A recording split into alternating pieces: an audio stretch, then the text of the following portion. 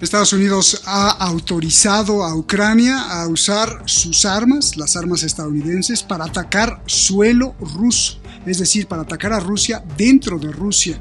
Y no solo Estados Unidos, sino también varios amigos de Estados Unidos, varios miembros de la OTAN, dicen que pueden usar sus armas con todo gusto y pueden atacar territorio ruso, incluso, pues si se mueren los rusos, pues ni modo. Esto dicen, ellos alegan que es porque como Rusia ataca, pues entonces ellos tienen derecho a defenderse. Vamos a analizar justamente esto. Esto para empezar. Y para continuar, hay muchas tensiones alrededor de la guerra. Sí, de la guerra. ¿Por qué? Porque también se informa que los hutíes han atacado uno de estos aviones o portaaviones gigantesco nuclear de Estados Unidos, el Eisenhower. Han atacado a ese portaaviones. Estados Unidos lo niega, dice que no, pero los hutíes dicen que han dado un golpe y certero. De todo esto nos va a hablar Eduardo Luque, que además nos trae la información de que el señor Macron, el presidente de Francia, dice que en los próximos días autorizará con mucho gusto la entrada de tropas francesas a Ucrania, ya formalmente. Putin tiene que contestar. Ya contestó con palabras a través de todos sus portavoces, pero las cosas se ponen cada vez peor. No somos sensacionalistas, pero es que en realidad están cada vez peor. Y se lo vamos a preguntar a Eduardo Luque, Sábados con Eduardo Luque, aquí en Detrás de la Razón. Comencemos.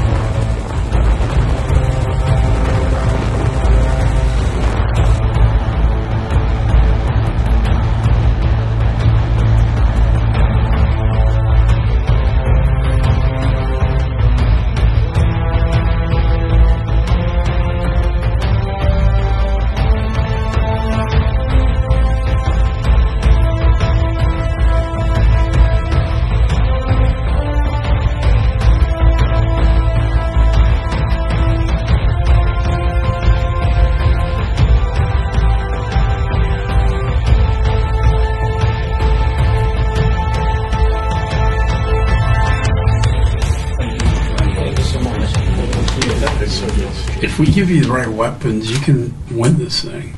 And you have the toughest team, soldiers, commanders, on the ground.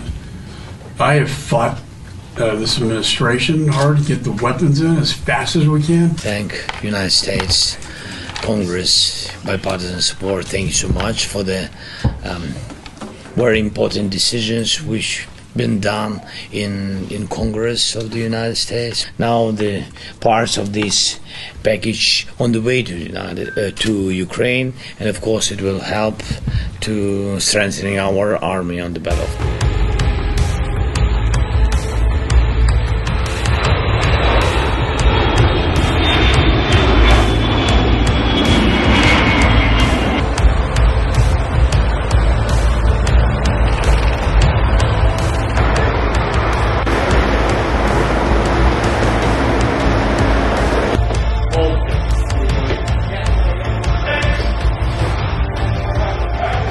Hat völkerrechtlich alle Möglichkeiten für das, was sie tut.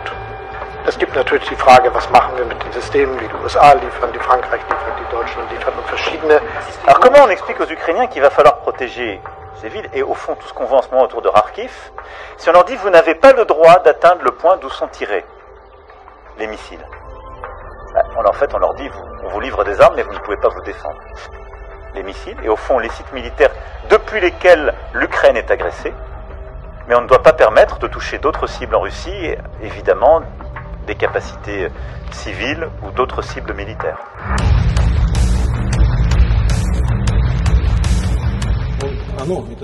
Esta tarea no la preparan los militares ucranianos, sino los representantes de los países de la OTAN. Pues bien, estos representantes de los países de la OTAN, especialmente de Europa, especialmente de los países pequeños, deben ser conscientes de con qué están jugando. Deben recordar que suelen ser países con un territorio pequeño y una población muy densa. Y este es un factor que deben tener en cuenta antes de hablar de atacar profundamente en territorio ruso. Es una cuestión seria y, por supuesto, seguimos esto muy de cerca.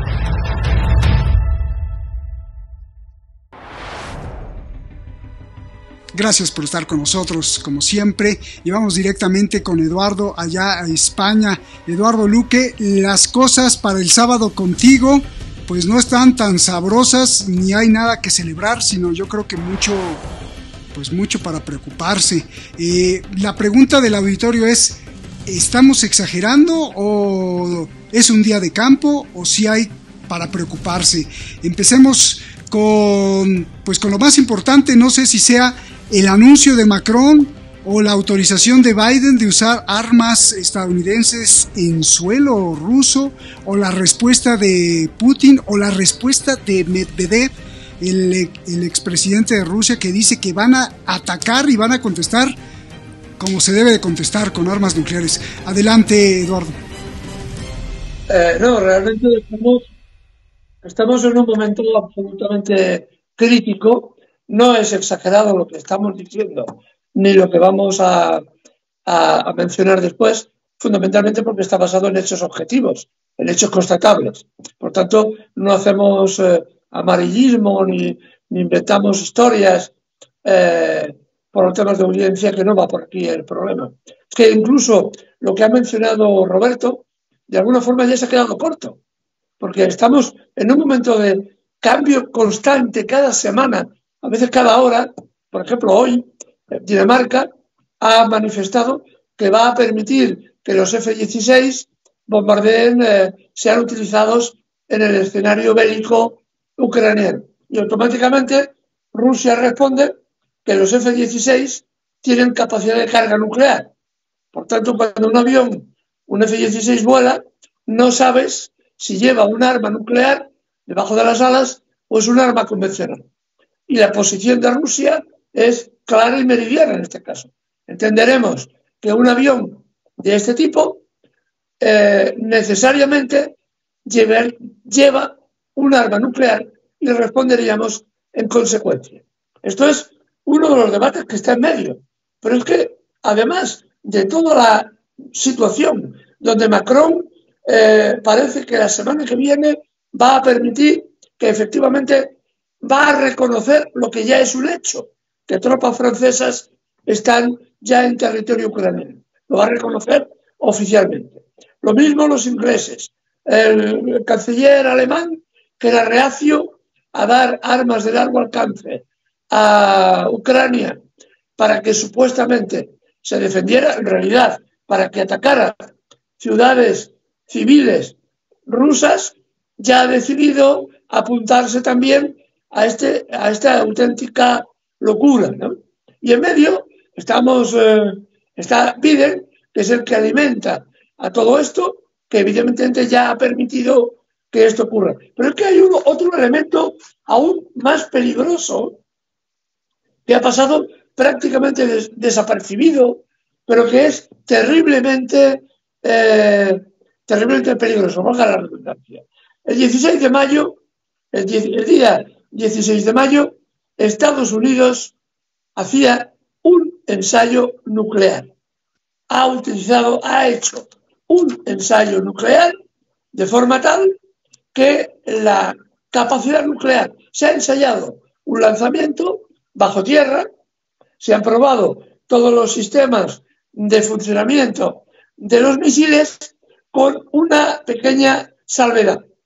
La carga del misil no era una carga crítica, es decir, es un ensayo precrítico en el entendido que el misil funciona exactamente igual que un misil nuclear normal, pero que la carga, que podría ser de uranio o plutonio, no está en la cantidad necesaria para generar un efecto masivo y provocar una reacción en cadena. Eso es una prueba precrítica que se llama. Esto, en mitad de una situación extraordinariamente tensa, no se le ocurre otra cosa que al ejército norteamericano y a la clase alta norteamericana que defiende como puede a estos aventureros políticos y militares que están en Ucrania, no se le ocurre otra cosa que hacer un ensayo nuclear, precisamente en este momento tan extraordinariamente crítico. En lugar de relajar la tensión buscando alguna solución, no, subimos el escalón y marchamos alegremente hacia el abismo, ¿no? Esto es lo que estamos viendo. Y no parece que haya algo de sensatez en ningún sitio. Oíamos al presidente de Letonia el otro día hablar en nombre de las repúblicas bálticas, no sé quién le ha dado autorización para hacerlo, que se jactaba de que iban a enviar sus tropas a la frontera ucraniana. Para que tengamos una idea, rebañando, como dicen por España, todas las reservas humanas de las 3 repúblicas bálticas, pueden enviar un máximo de 36.000 soldados al frente. 36.000 soldados son los que mueren en menos de un mes en el frente ucraniano, de ucranianos que mueren en combate en menos de un mes. Esto es todo lo que puede enviar los países bálticos al frente ucraniano y se jactan de que van a enviarlos, incluso algunos como el presidente de Lituania, aquí lo hemos comentado ya alguna vez, también hablaba de que verá cómo sus tropas desfilarán por la Plaza Roja de Moscú. Es decir, que estamos rodeados de auténticos lunáticos, gente que no tiene contacto con la realidad ni creen realmente que esto vaya a conducir realmente al peligro que estamos abordando. Porque estamos ya en un proceso de escalada. Lo que vamos a vivir en las próximas semanas, con toda seguridad, es una escalada que ahora mismo no sabemos de dónde y quién puede poner un poco de racionalidad en todo esto para hacer una cosa que después comentaremos que puede ser casi milagrosa. Porque el objetivo, piensen bien, que esto no es un juego de palabras, aunque lo parece. Ha de conseguir el mediador que la OTAN, que está perdiendo la guerra, se presente como ganadora y Rusia, que está ganando la guerra, se presente como perdedora. Esto es para conseguir algún tipo de acuerdo que evite una mayor escalada que nos puede conducir en muy pocos días, muy pocas semanas, a un final desastroso. Así que tenemos este gravísimo problema, a ver quién resuelve este enigma. A ver, a mí me preocupa algo que me imagino que también te preocupa a ti y a mucha gente, es la respuesta de Rusia, Eduardo. Han llegado bastante lejos. Estados Unidos autoriza a usar sus armas dentro del territorio ruso. Alemania, el Reino Unido autoriza también a utilizar sus armas dentro del territorio ruso. Macron está amenazando con enviar tropas ya formalmente, públicamente. Y Rusia contesta. Y por si fuera poco, hace unos días le destruyeron 2 radares muy importantes a Rusia, porque esos radares son los de alerta temprana que controlan los ataques de verdad, los de armas nucleares de extinción de la humanidad. Bueno, parece ser que están llegando muy lejos y Rusia ha contestado, de hecho Vladimir Putin contestó primero a los países pequeñitos, así lo dijo, cuidado, tengan cuidado, porque ustedes son países pequeños, se estaba refiriendo por ejemplo a Polonia, y tienen territorios muy pequeños, en donde la concentración de habitantes en una ciudad es muchísima, como refiriéndose a que si cae ahí una bomba, pues se van a morir muchos. ¿Esto es solo retórica o hasta cuándo Rusia va a responder? Porque parece ser que la OTAN pues sigue picando y sigue llegando cada vez más lejos, más lejos, más lejos. ¿Qué espera Rusia? Yo sé que está calculando y que su paciencia está a prueba, pero me preocupa mucho la respuesta, porque si de pronto contesta, va a ser también pues un golpe nuclear, o cómo va a ser ese estate quieto o detente, o cómo puede frenarlos, Eduardo. Hubo un proyecto, un análisis, cuando aún no había relaciones entre Estados Unidos y Rusia, porque otro de los problemas que tenemos en este momento es que ese famoso teléfono rojo, que bueno, se decía, y era verdad, que existía entre Washington y Moscú en la época de la Guerra Fría, ese teléfono ahora no existe. Por parte de la OTAN se anuló y no hay una conexión directa, sino a través de intermediarios, como en el caso de Suiza, para prevenir este tipo de incidentes nucleares. Entonces, el gran problema es que incluso existe una falta de comunicación directa que conozcamos entre dirigentes políticos de un país y otro. Es decir, no se hablan. Y aparte, es difícil hablar con un presidente como el de Estados Unidos, que está más allá que acá, que es otro de los grandes problemas que hay, porque parece que no hay interlocutor en el lado norteamericano, puesto que el que es el interlocutor no está en condiciones realmente intelectuales de ejercerlo. Entonces, ¿cómo se soluciona este problema? El problema es que Occidente todavía no cree que Rusia va en serio, cuando todos sabemos que hasta ahora todo lo que ha dicho Rusia lo cumple, para bien o para mal, lo cumple. Se ha limitado, ha atacado, ha hecho voy a hacer esto, voy a hacer lo otro, las sanciones no me importan, esto voy a hacer y lo hago. Esto parece que los políticos occidentales no lo entienden, pero no es un problema de políticos. Yo quiero dejar claro una cosa. También, los políticos europeos son vasallos de otros personajes que están en la más completa oscuridad. El caso de Macron es el caso evidente. Es un hombre que viene de trabajar en la banca Rothschild, una banca judía, no porque sea judío, sino porque históricamente siempre ha sido uno de los magnates que han atizado las guerras mundiales, desde la Primera y la Segunda Guerra Mundial. En la Segunda Guerra Mundial, esta banca, aunque eran judíos, financiaron al fascismo hitleriano, véase la paradoja, pero esta gente no tiene, digamos, ningún problema en financiar a fascistas, en financiar a israelitas, genocidas, en financiar a cristianos, musulmanes, terroristas, lo que fuera. No tienen problemas. Estos son los que están detrás.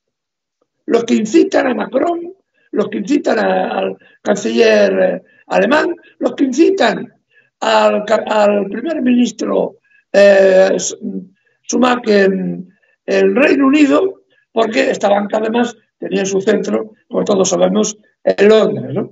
En el Reino Unido. Pero esta banca ha quedado subordinada, a su vez, a otros grandes fondos de inversión norteamericanos, como es BlackRock, que es el gran fondo de pensiones internacional que está detrás de la guerra. Por tanto, al final lo que vemos es un enfrentamiento entre una clase social, un sector de clases sociales alta, la que ha gobernado Europa y Estados Unidos desde la Segunda Guerra Mundial, incluso antes, que se han enriquecido con la explotación colonial y con la explotación de los países, y ahora ve que ese mundo, el mundo unipolar, se deshace y cae, y se está destruyendo. Y aquí es entonces cuando acuden a los dirigentes políticos, a Macron, a Scholz, al presidente español, del cual hablaremos después, al primer ministro inglés, a la señora Meloni en Inglaterra, en Italia, perdón. Entonces acuden a ellos y les dicen lo que esa clase social le interesa.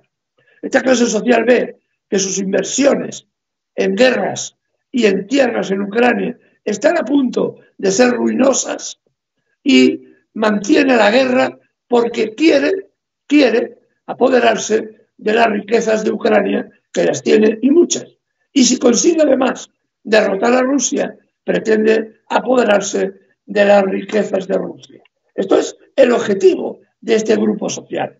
Y precisamente este es el gran riesgo, puesto que los políticos que nos gobiernan han sido moldeados en la idea de que hay que defender los intereses de esa clase social, de esos personajes que en otra ocasión los llamamos como los filantrocapitalistas, porque se disfrazan de filántropos, de gente que ayuda, como el señor George Soros, que ayuda, que invierte en ONGs y en fundaciones, que salvan a gente en situaciones difíciles, cuando lo que están haciendo es acumular más y más riqueza utilizando cualquier método, ¿no?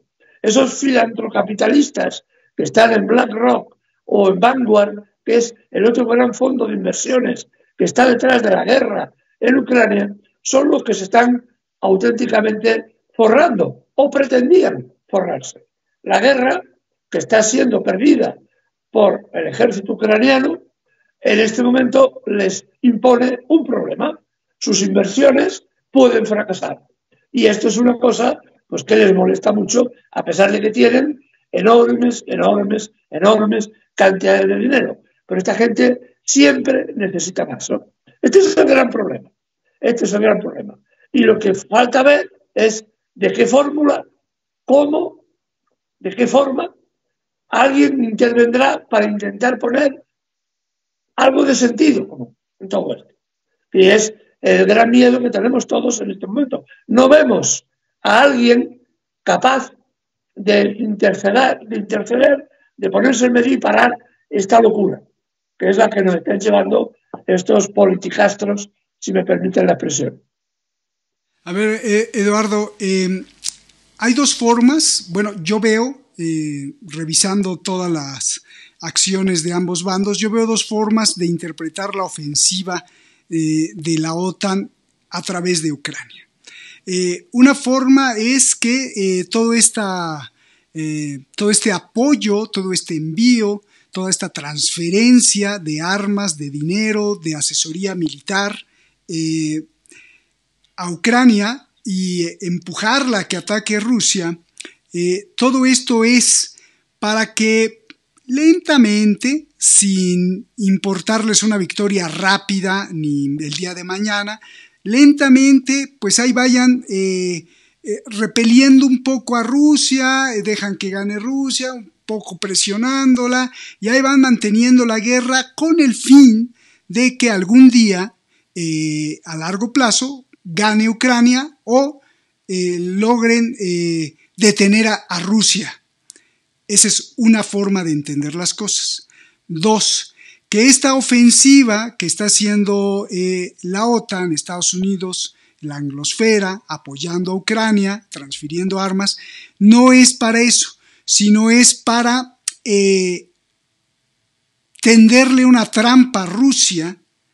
Y por eso es que cada vez más vemos que, pues bueno, ahora aviéntale este misil, ahora te autorizo que mis armas ataquen territorio ruso, ahora te doy la logística, porque los ucranianos no creo que tengan la logística. Mira, su radar está ahí, atácalo.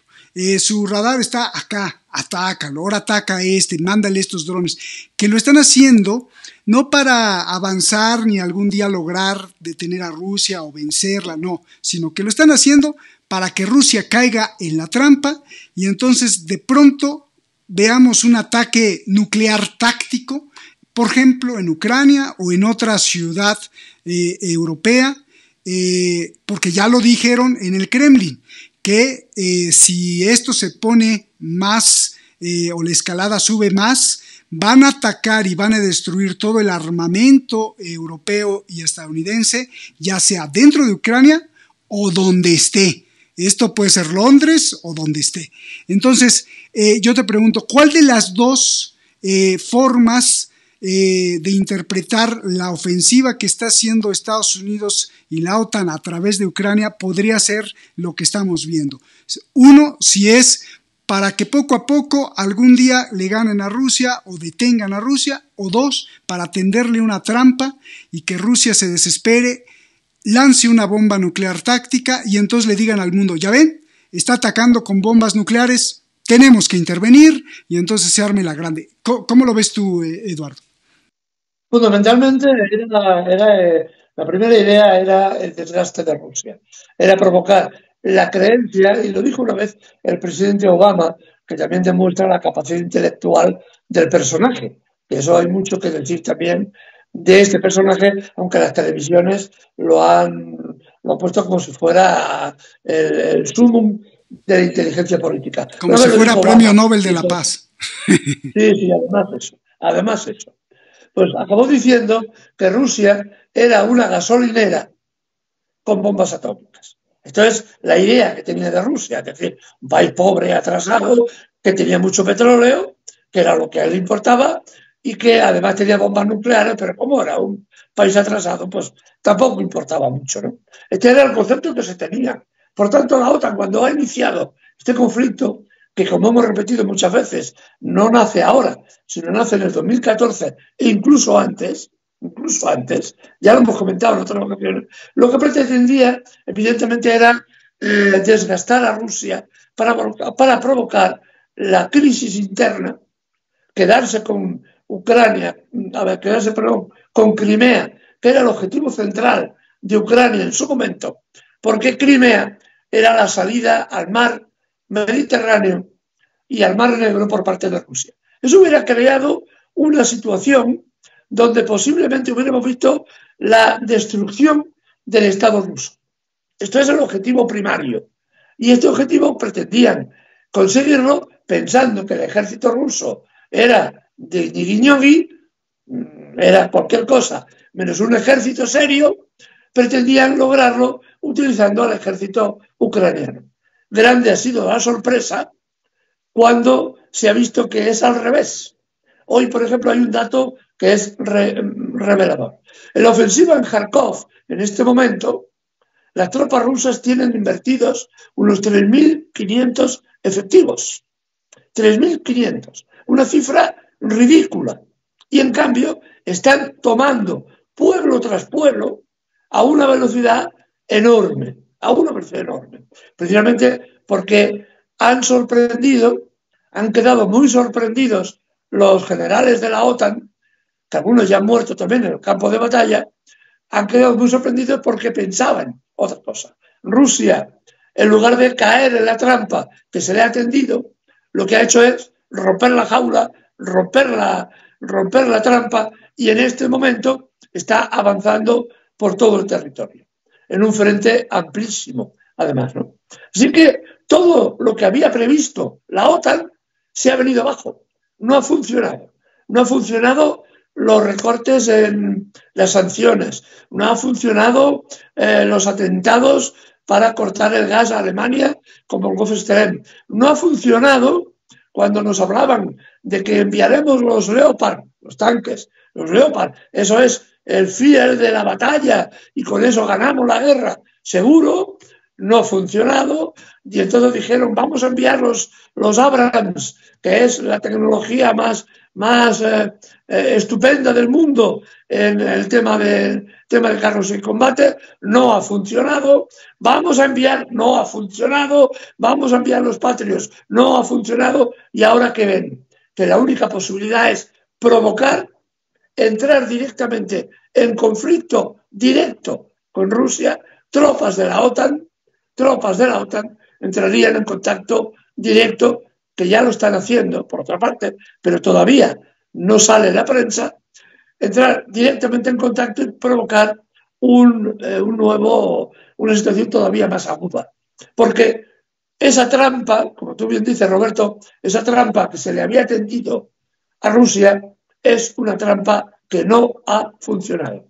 No ha funcionado. Quien realmente ha caído en la propia trampa ha sido la OTAN, que no se esperaba nada de lo que está ocurriendo. Y por eso está en su desesperación,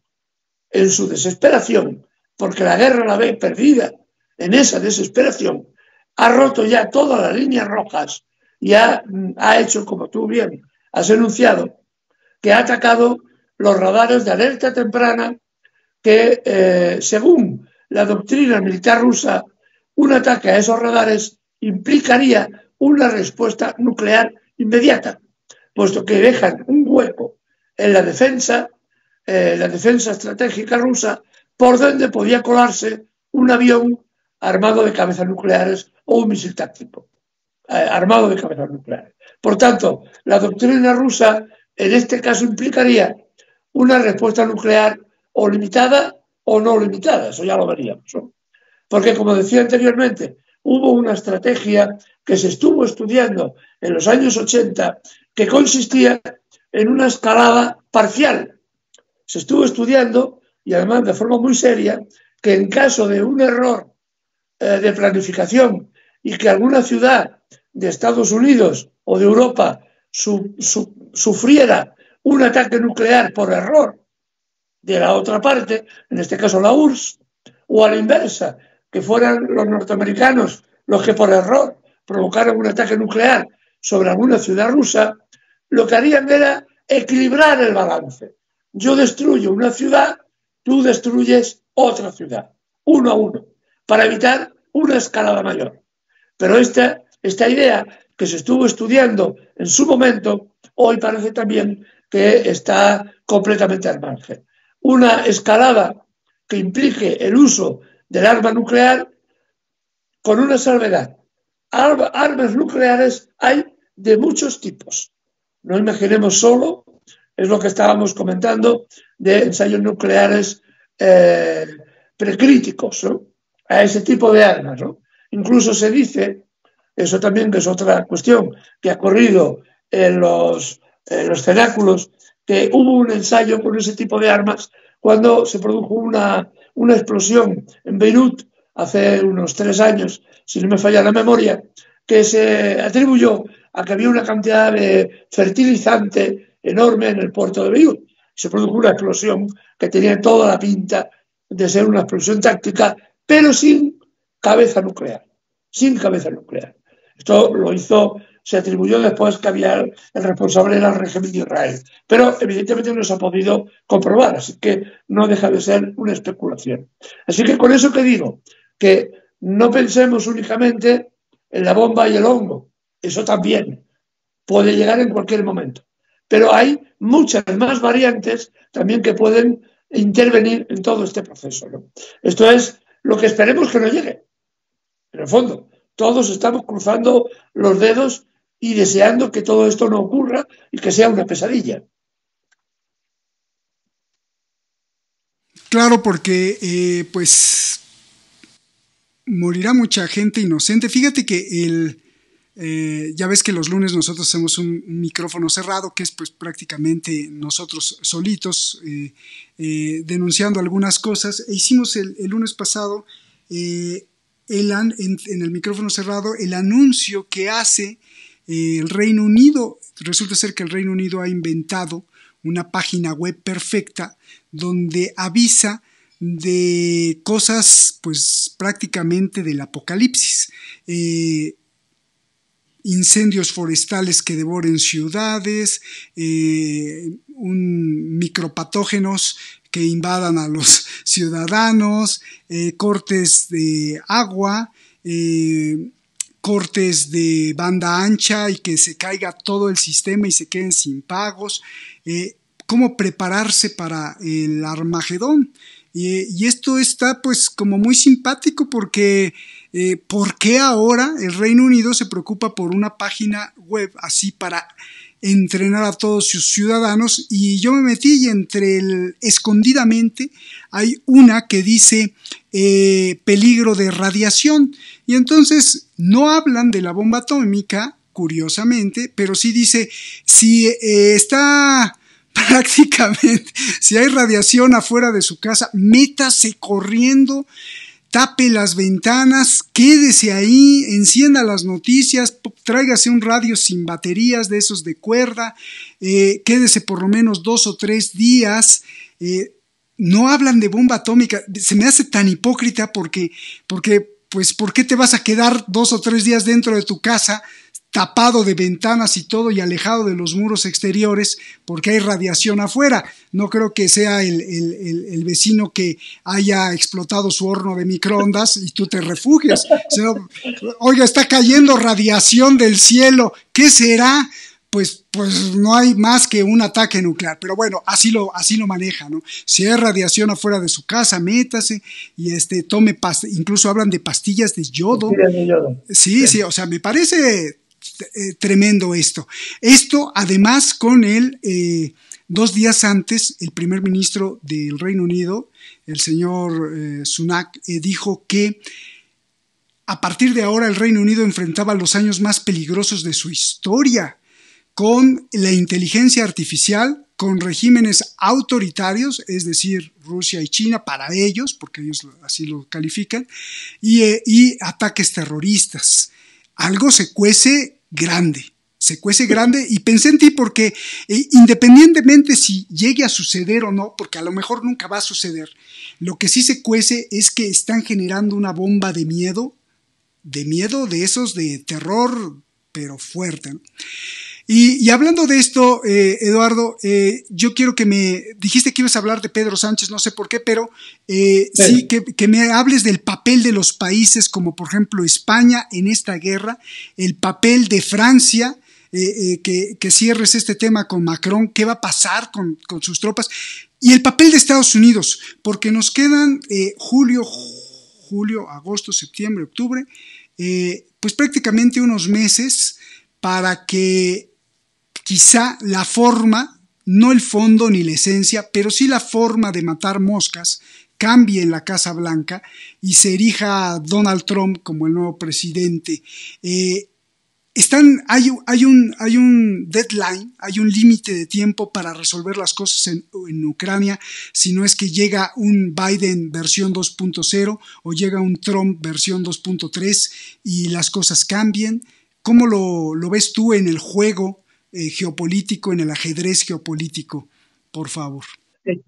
Esta es una de las jugadas más complejas, precisamente porque el gran problema para no llegar a ninguna solución en el tema de Ucrania es precisamente las elecciones en Estados Unidos. Ya lo hemos dicho, las elecciones de noviembre son claves. En la misma medida en que, por ejemplo, ahora aceptar la derrota por parte de la OTAN en este conflicto sería ya sentenciar la muerte política de Biden, ya perdería las elecciones. Evidentemente van a intentar mantener la ficción de la guerra, mantener la ficción que pueden ganar, precisamente porque si no las elecciones están prácticamente perdidas. En este momento, por el tema de Gaza, las elecciones en Estados Unidos las tiene dificilísimo Biden, dificilísimo. Se ha erosionado su figura enormemente, ¿no? Entonces, ya lo tiene complicado ahora. Reconocer una derrota de la OTAN en Ucrania sería ya el suicidio político, ¿no?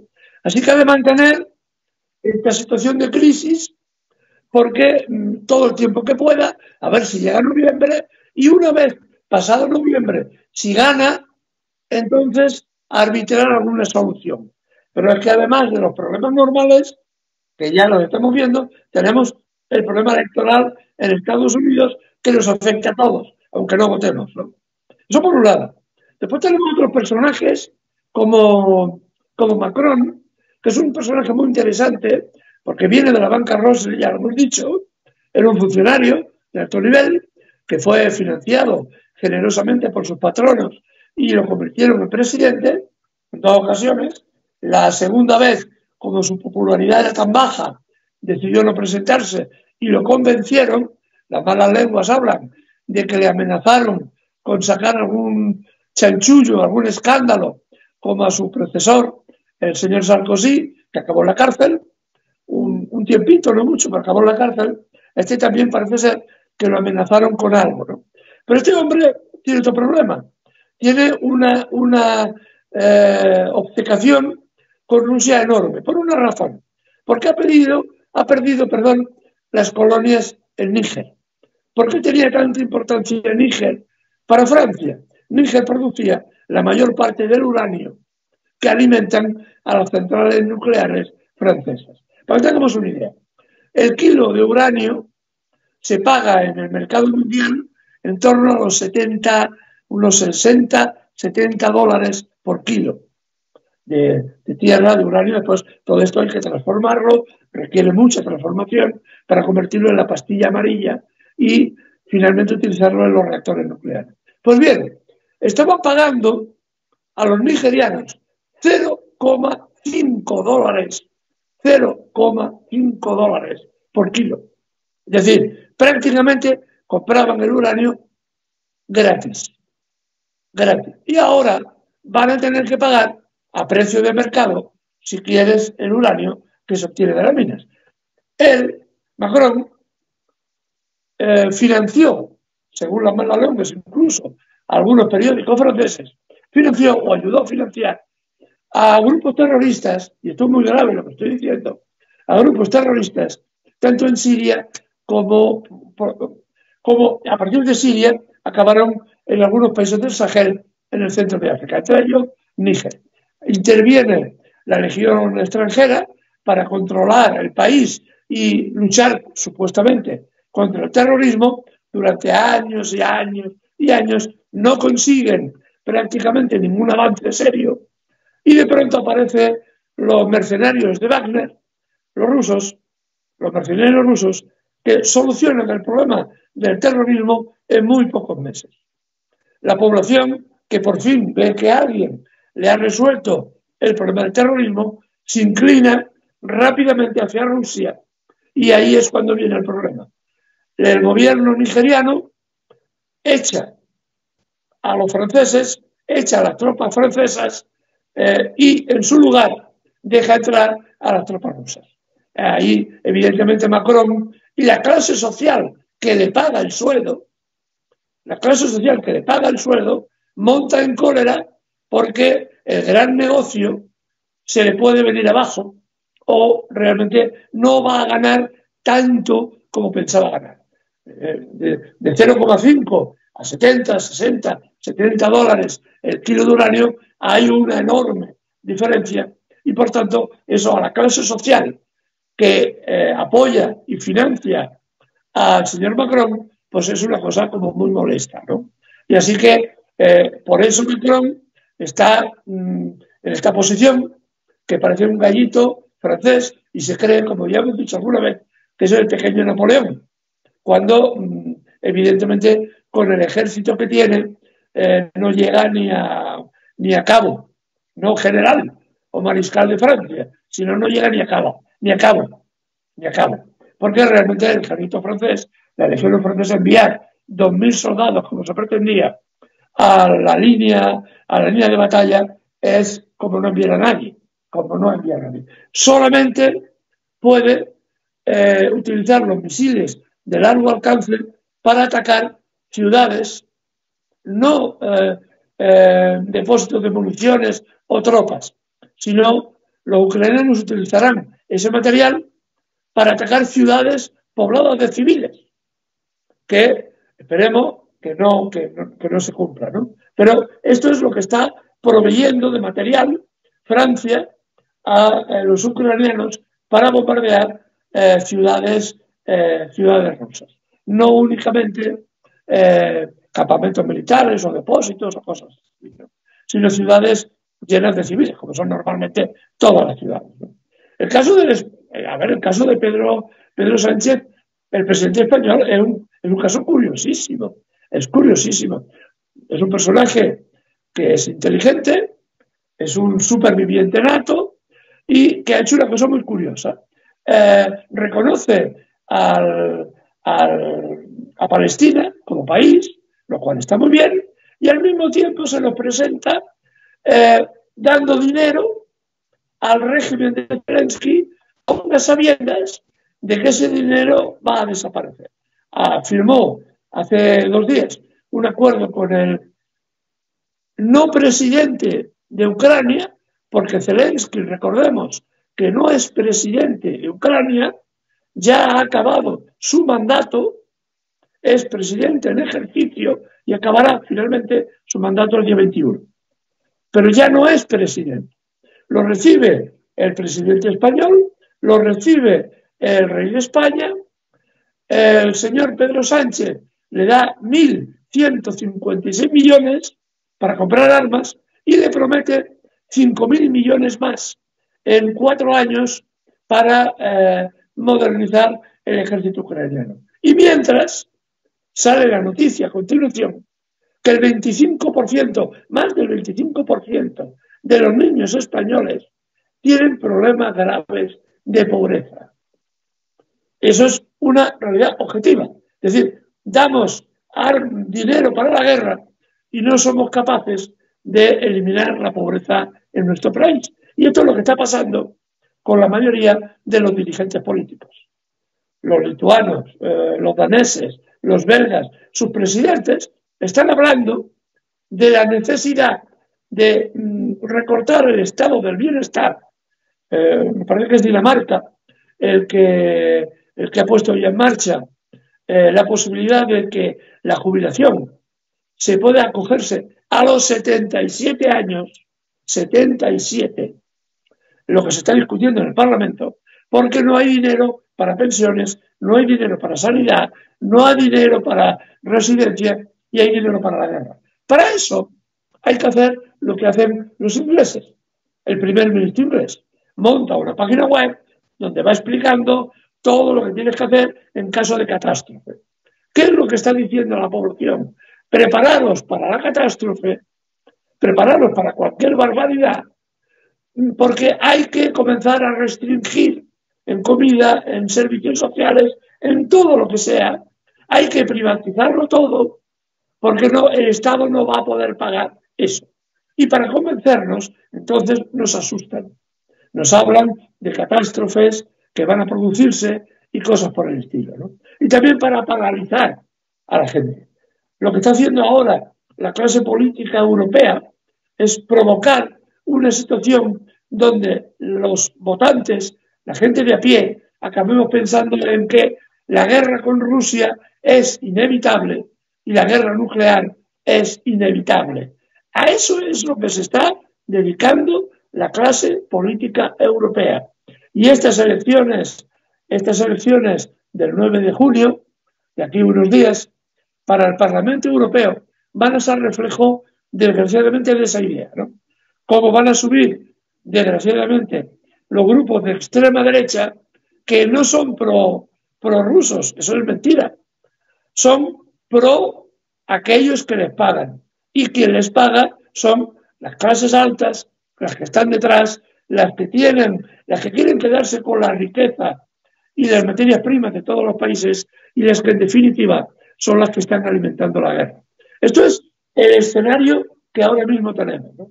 Que es un escenario realmente terrible.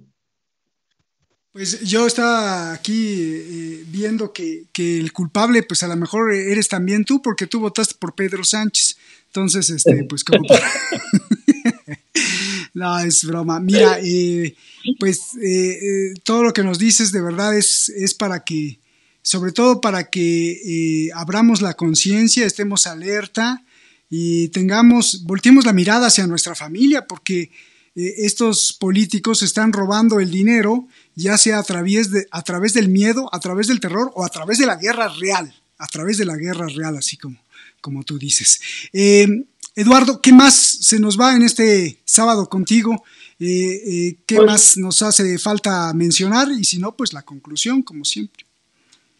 Un detalle casi que ha pasado casi sin desapercibido para los medios de comunicación occidentales, porque estamos ya al borde también de otra cosa muy interesante, que es el apagón informativo y la instauración de formas cada vez más dictatoriales en los medios de comunicación y en los medios de expresión, porque para convencernos de la inevitabilidad de la guerra es necesario acallar los medios de comunicación que sean neutrales y que den otra visión del problema.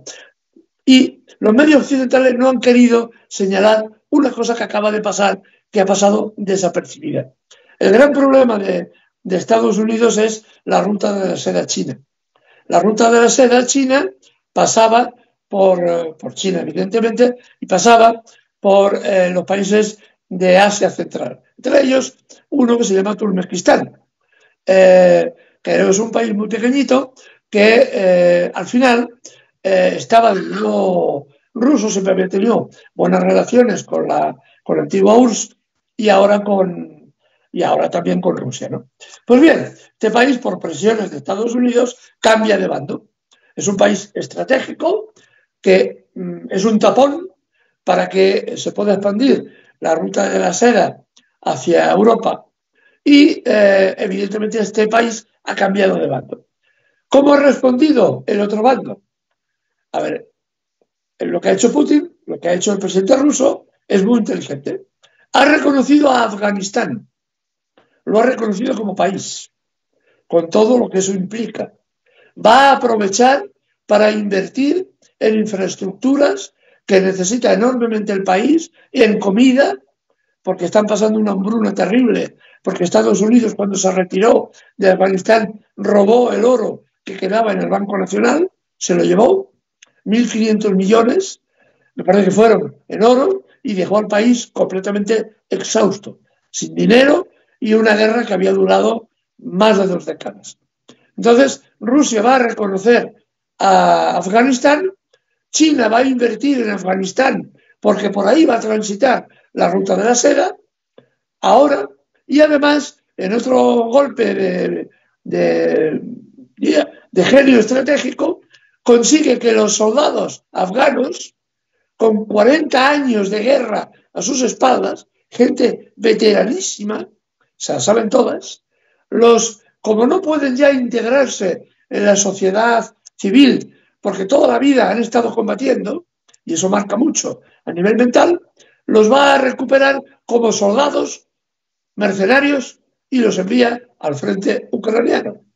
Es decir, en una maniobra estratégica, otro movimiento de ajedrez de este enorme tablero en que se ha convertido el mundo entero. Así que estamos en medio de ese tipo de fuerzas, ¿no? De este tablero de ajedrez donde se mueven las fichas continuamente, ¿no?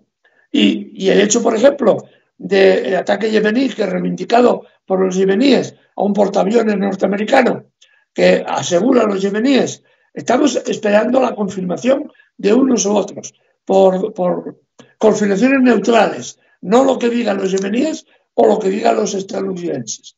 Los yemeníes han dado detalles muy curiosos. Los norteamericanos, obviamente, los han negado. Estamos esperando que haya, digamos, neutrales que digan qué ha pasado o que captemos otras ideas, ¿no? Es decir, estamos viendo cómo los yemeníes también están interviniendo en este conflicto. Es decir, que otra pieza más de este tablero geoestratégico que se mueve en todos los niveles, ¿no? Así que yo diría que estamos, y ya con esto acabo, estamos entrando en una nueva era. Estamos en una nueva era, donde antes las armas nucleares eran una cosa con la que se amenazaba, pero que se mantenía un control estricto sobre ellas. Incluso en las ocasiones más duras. Por ejemplo, cuando MacArthur pide a su presidente lanzar 36 bombas nucleares en la frontera de Corea del Norte, su presidente lo destituye, porque afectaba evidentemente a China, y China intervendría Rusia, porque en aquel momento China no tenía armas nucleares, pero sí Rusia, que era el aliado. El presidente norteamericano destituye a MacArthur, que era un héroe nacional, porque había racionalidad. Ahora parece que la nueva era es una era mucho más compleja y donde las potencias ahora utilizan las armas nucleares no como disuasión, sino como posibilidad. Y ahí la palabra lo dice todo, ¿no? Una disuasión es: yo te enseño músculo, pero no nos vamos a pegar porque los dos perdemos. contra una posibilidad, yo te enseño músculo porque lo voy a usar.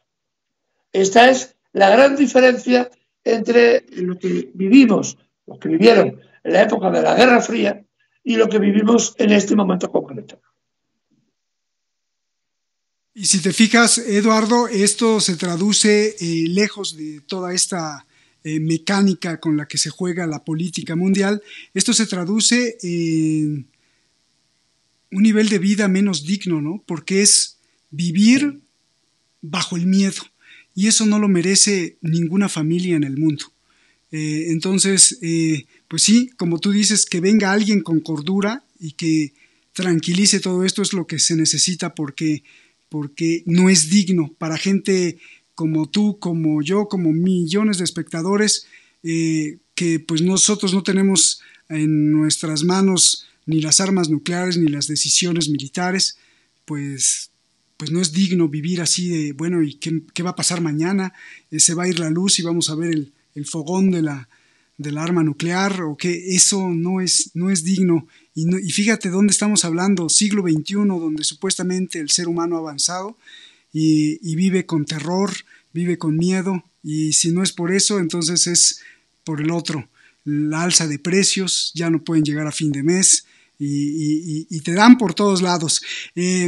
Estaba diciendo que el portaaviones Eisenhower, creo que es el Eisenhower atacado según los hutíes en el Mar Rojo y según Estados Unidos no ha atacado, pues parece que les gusta, porque hace unas horas el secretario de Defensa de Estados Unidos dijo, pues no nos vamos, el Eisenhower se va a quedar unas semanas más ahí, no sé si estén buscándole, como se decía, o como decía mi abuelita, estás buscándole 3 pies al gato o las mangas al chaleco, porque pues parece que quieren guerra en donde sea. Entonces, pues bueno, vamos a estar atentos, Eduardo, vamos a estar atentos. ¿Y qué sería de nosotros sin este sábado con Eduardo Luque? Porque, pues bien, nos abres un rayo de esperanza siempre, porque debe de haber una esperanza siempre en algún lugar. Y como dices tú, que alguien venga y ponga en orden las cosas y tranquilice. Ojalá que aparezca. Y no creo que sea Macron. Gracias. Seguro que no. Seguro que no. Muchas gracias, Eduardo. Un abrazo. Nos estamos viendo para la próxima, hermano. Un abrazo y nos vemos a ver qué nos traes la próxima semana. Y a ti que nos ves en cualquier parte del mundo, también muchísimas gracias por el favor de la atención que le pone sobre todo Eduardo Luque. Muchas gracias. Nos vemos. Hasta la próxima.